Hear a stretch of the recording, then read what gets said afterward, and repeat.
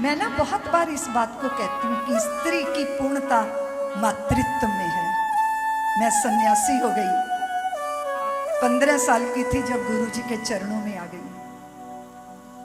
मैंने ध्यान की बड़ी गहराइयों से और बड़े आंतरिक अनुभवों से लगातार 12 वर्ष गुजरी।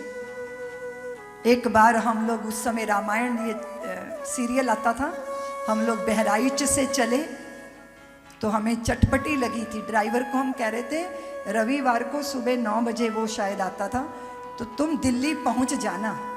और चलने के चक्कर में रात्रि कोई एक्सीडेंट हुआ, एक महात्मा का शरीर छूट गया।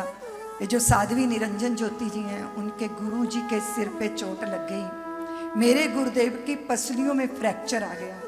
मैं भी थी उस गाड़ी में, एक ऐसे जमीन पे लेटी हुई थी, तो एक कमंडल था मेरे सिर के पास। मैंने एक अनजान साधु की सेवा की थी दिल्ली में, उनके साथ मैंने उनको रक्तदान दिया था। 15 दिन अस्पताल में उनकी सेवा।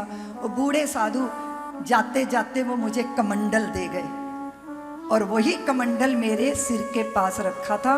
वो जो है सीट उखड़ गई, उखड़ के मेरे सिर पर आती, लेकिन उस कमंडल ने उस सीट के बोझे को झेला और वो पूरा कमंडल चकनाचूर हो गया। मुझे प्राण मिले, जीवन मिला, संत सेवा का प्रसाद मिला। मैं गुरुदेव की जब सेवा करती थी ना, मुझे लगता था मैं गुरुदेव की माँ हूँ। मुझे ऐसा लगता था, छोटी उम्र थी पर मुझे लगता था मैं गुरु जी की भी माँ हूँ। स्त्री की पूर्णता उसके मातृत्व में। जरूरी नहीं है वो शरीर से जननी बने, लेकिन अगर वो स्वीकार करके माँ हो जाती है ना, तो पूर्ण हो जाती है। किसी परायों के जन्मों को भी अपना लेती है। पन्ना धाय ने किया ना, अपने जाए को पराये के लिए दिया, लेकिन पराये के लिए इसलिए दिया कि वो राष्ट्र के भविष्य के लिए। कितना बड़ा त्याग। कन्हैया की माँ कौन थी? तुम देवकी का नाम लेती नहीं हो, तुम यशोदा का ही नाम लेती हो। लोग कहते हैं मथुरा से गोकुल की दूरी कितनी, हम कहते हैं देवकी की कोख से यशोदा की गोद जितनी।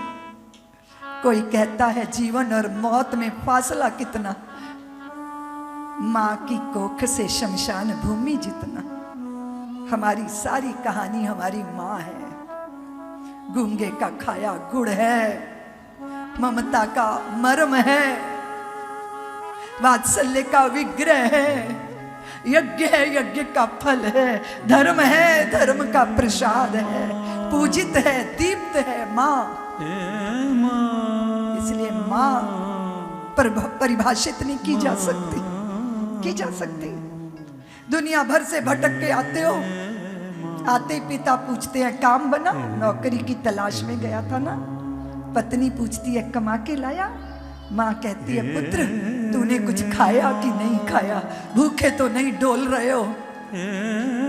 हम बड़े हो जाएं जितने मर्जी बड़े, तुम अगर 60 वर्ष के भी हो गए, 50 वर्ष के भी हो गए, और तुम्हारा सौभाग्य तुम्हारी माँ आधा घंटा उसकी गोद में सर रख के सो लेना, पुनः बच्चे बन जाओगे, निर्बोझ हो जाओगे, सारा बोझा सिर से उतर जाए। बिना शर्त का प्यार देती